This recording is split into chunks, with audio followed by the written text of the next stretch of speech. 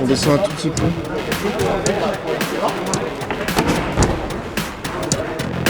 Et ben on est sur le séminaire des ouvreurs de Paris, même du Grand Paris. On a Épinay, Orléans, Cergy et un peu plus proche Aubervilliers et Porte d'Italie. Mettre de l'exigence dans les blocs, c'est quelque chose qui est important. Après, on le place. Ce qui est exigeant pour un grimpeur, je l'aime, mais pas ce qui est exigeant pour un grimpeur. Mais en tout cas, quand on a fini, on a l'impression d'avoir fini son bloc. Donc là, le séminaire, il est sur 2 jours. Donc le premier jour, c'était surtout un peu de la réunion, où il y avait un PowerPoint qui expliquait un peu les valeurs de Climb Up, un peu tout ça, ou les attentes, et pas mal d'échanges, de discussions avec les ouvreurs.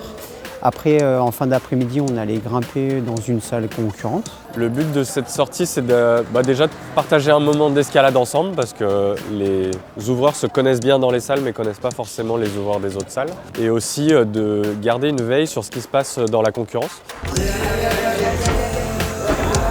ça, tu lances ? Je sais pas. Oh non ! Allez. Oh, c'est beau ça. Allez. Cool.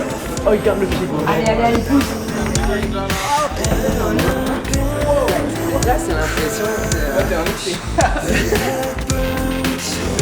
Et après, du coup, le deuxième jour, c'est plus un petit exo d'ouverture qui change un peu d'habitude. Donc là, on a trouvé un petit prétexte. C'est qu'il y a Zélia et Sama Vezou qui vont venir être filmés à Climb Up Aubervilliers par France Télévisions. Donc on a fait des équipes de 4 pour ouvrir 4 blocs. C'est aussi un exo d'ouverture dans le sens qu'on en met 4 au hasard comme ça ensemble, avec quand même une contrainte de temps. Ça fait une toute petite journée pour faire un bloc pas mal, visuel et tout ça.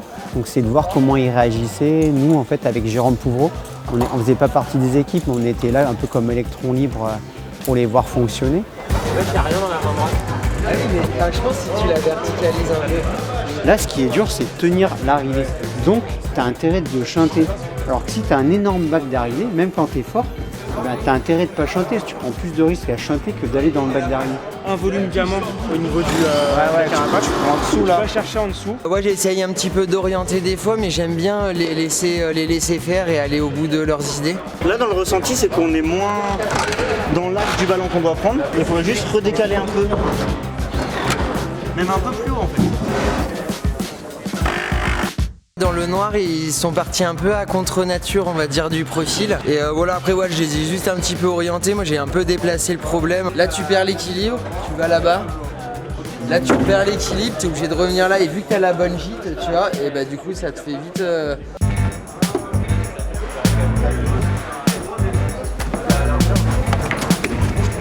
Oh, je vais passer dans le mur.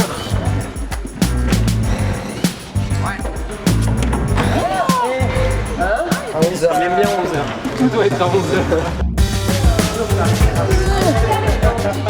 C'est cool d'avoir plus de la diversité, variété en termes de style dans l'équipe. Moi perso, je m'occupe plutôt de la voix ici et ça m'a fait plaisir de rouvrir justement en bloc.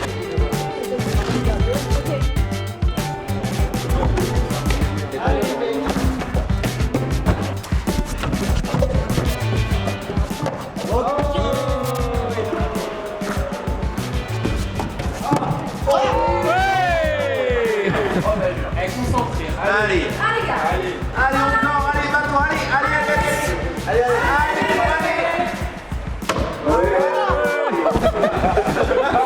Il n'y a plus de jus, ouais, maintenant c'est place aux grimpeurs de la salle.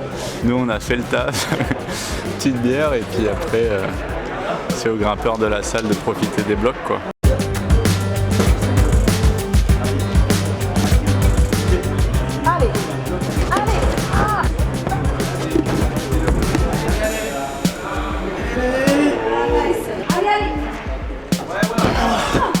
C'est si loin, j'ai la tête qui tourne. En fait, la clé, c'est de regarder. Arriver à capter l'intensité que tu mets et tout le temps avoir ce retour d'aller voir les clients, ce qui se passe dedans.